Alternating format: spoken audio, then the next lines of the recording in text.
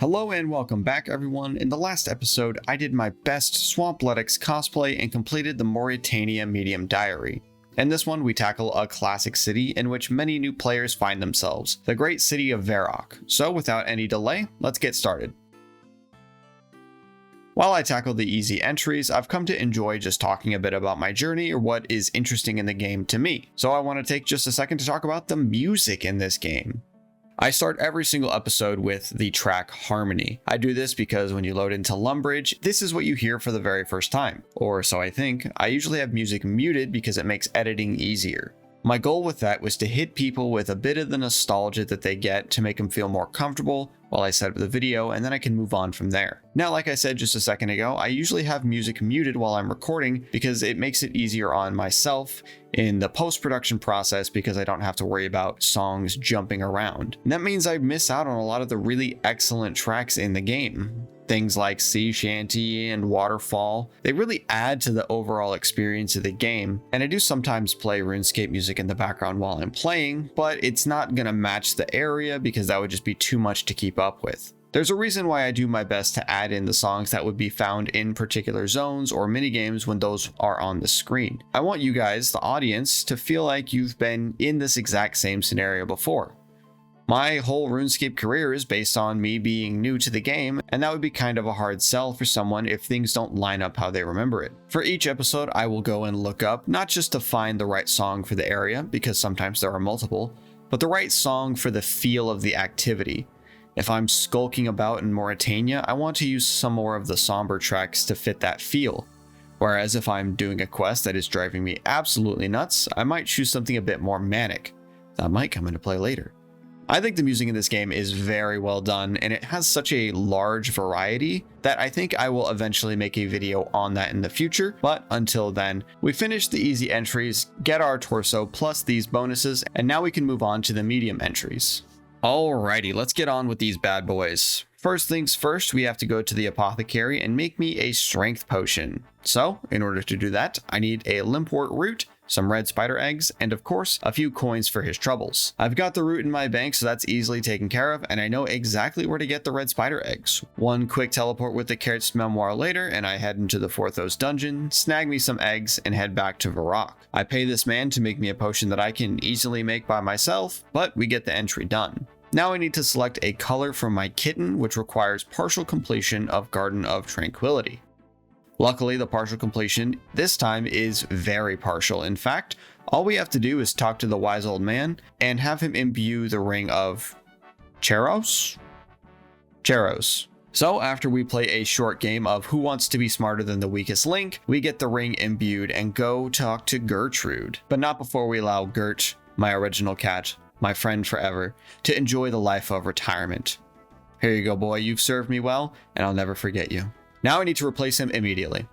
I choose the color of my new kitten and complete the entry. I need to enter the Tolna dungeon after completing Soul's Bane. In this quest, I need to help this woman, Lana, find her son Tolna in this crevice. We enter into the rift and there are 4 rooms we need to make it through: Rage, Fear, Confusion, and Hopelessness. Each of these rooms will require me to kill monsters in a different and kind of annoying way. The first room, Rage, is simple. I just need to kill monsters with a particular weapon, according to this little box up here, until the meter at the top is full.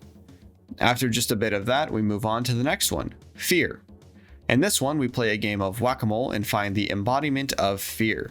I check and check and check to find the spooky boy 5 times over, kill him, and move on to the next one, Confusion. I'm confused as to why this is in the game. I fucking hated this room. There's a bunch of beasts in the room, and only one can actually take damage. So you have to run around smacking things to find the real one. But since this area is single combat, if you tag an illusion, you have to smack it 8 times in order for it to disappear. And my luck was not the best. So I just spent a while smacking air for no fucking reason. I wasn't having a great time, as you can probably tell. You also have to do this like 5 times as well, so yeah, I was here for a minute. Next is Hopelessness, or as I like to call it, my inevitable future. This one isn't too bad. All you have to do is kill these creatures 3 times over until they disappear. So, smack, smack, smack, we move on to the final area. Fighting this absolute nightmare creature, Cool, it's dead. We find the kid, who is now no longer a kid. Seems to be a running theme in RuneScape. We talk about them being reunited with their family or something like that. I wasn't paying attention. We're kicked out of the dungeon, and then we re-enter to get the achievement. I need to make 20 mahogany logs in one go. I chop down some of these trees, take cash plus logs to the mills, and make those planks. Now comes the last 2 entries. It always seems like the last few take me the longest, and this is no exception. I need to pick a white fruit tree, which means I need to go back and get full completion of Garden of Tranquility. No joke, there was a point earlier on while I was recording this where I was like, cool, just partial completion? Sick. I don't have to worry about completing that anytime soon. And then about an hour later, I found out that I have to complete it. So yeah, fuck this quest. I don't really know what the point of this quest was, but here we go. We have to go around and help the queen get some special flowers for her garden because it sucks in there. I go and I speak with Lyra over near Port Phasmatis to see if she has any orchid seeds that she can help us with. She asks us to grow some onions, so I plant those and I make a big mistake. I'm going to be making this mistake for each of these allotments. You probably saw what it was, but I did not use any water or compost on them. Now hear me out, so I can defend myself for just a second. I leveled farming almost entirely through tree runs. I didn't water any of those, I didn't fertilize any of them, and it went fine. So I literally didn't even think about doing that with this quest. This is going to bite me in the ass later. I'm sure you can see where this is going. Anyway, I plant the onions and move on to the next batch of crops I have to grow for Kragan in Ardoin. He wants some cabbages in exchange for snowdrop seeds. Plop the cabbages in and move on, blissfully unaware that I'm fucking this up at every step. Now on to Elston in Falador. He wants marigolds in return for some delphinium seeds. Whew, had a hard time with that word, Jesus. Now it's time for Dantera in Catherby, and I asked them where I could grow a white tree. I cut off a branch of the white tree on top of Ice Mountain and placed that branch in a pot that I have prepared just for this occasion. That will eventually turn into a white tree sapling that I can plant. Time to talk to the partial metal alchemist Althric. I speak to him and he claims that I am wearing an evil talisman, so I toss my ring of Charos down this well, talk to the brother again, steal his flowers for the rose seeds that I need, and we're good. Once that is all done, I can fish my ring out of the well and continue the quest. Finally, we need to help a gentleman named Bernald. He needs help with his grapevines. We try using plant cure on these vines and that doesn't really do anything, so we use a hammer on some rune essence to create a strengthened plant cure, and that does the trick, it would seem. We get some grapevine seeds for our troubles. It's at this time the quest tells me that I need to go back and check in on my crops. They're all fucking dead. Every single patch is dead and it's my fault. Cool. Now I have to go redo each patch in order to complete the quest. I hate myself. After nearly an hour of redoing the crops, I finally get the seeds that I need and make my way to the garden.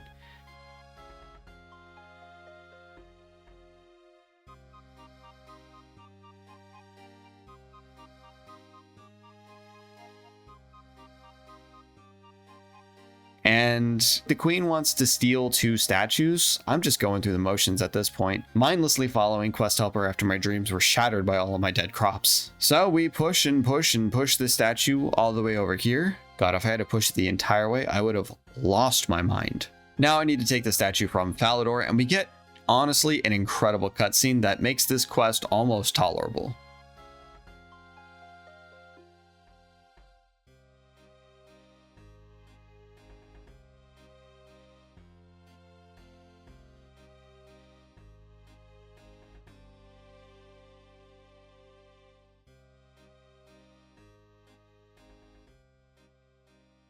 Those poor guards. I push the statue into place and plant these plants finally.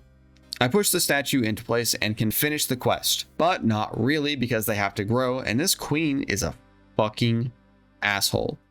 God damn it. If I could go full PK Master 0036 on her ass, I would, and I would show no mercy. After everything grows, we talk to the king, who's also a dickhead. He hates every single plant we put in here. I'm gonna murder the king and queen of Varrock. I've decided it. It's time to commit some more regicide. Finally, we get the quest done. Holy shit, that fucking sucked. And I can't even get the diary done because I need to let this white tree grow. So while it's doing that, let's take care of the next one. Last and certainly not least, I need to fly from Varrock using the hot air balloon. I gather the needed materials and go to Intrana so I can lock the balloon in Varrock. This didn't go super well because I kept misclicking, so I wasted a good 20 logs doing this.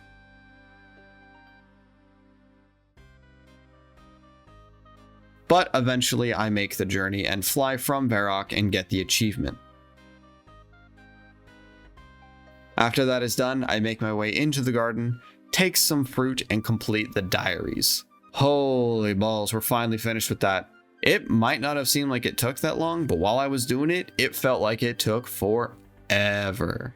We go and talk to Toby, receive our upgraded chest, and get one step closer to the edge, to a set of full diary gear. And that is where we are going to end today's episode. In the next one, we arrive at the penultimate episode of Season 2.